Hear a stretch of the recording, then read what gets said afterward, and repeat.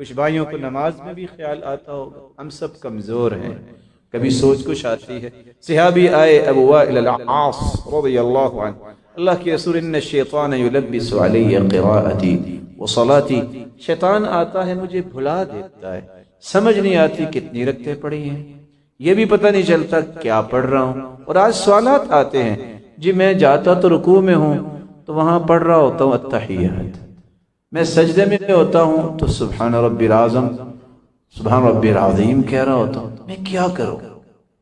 اللہ کے رسول نے فرمایا اگر ایسی کیفیت بن جائے تو آپ کو دو کام کرنے ہیں۔ پہلا کام، آپ قیام میں ہیں یا رکوع میں ہیں یا سجدے میں ہیں تو آپ معمولی سے اپنے چہرے کو بائیں جانب کیجیے، وَاطْفُلْ عَلَى يَسَارِكَ ثَلَاثًا، 3 مرتبہ تھتکار دیجیے، معمولی سا چہرہ منہ کیجیے اور 3 مرتبہ تھتکارنے کے ساتھ یہ الفاظ پڑھیں، اعوذ باللہ من خنزب۔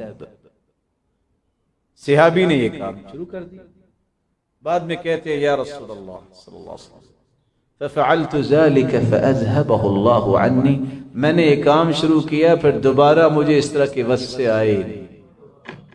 اپنی نمازوں کی بھی حفاظت کیجیے۔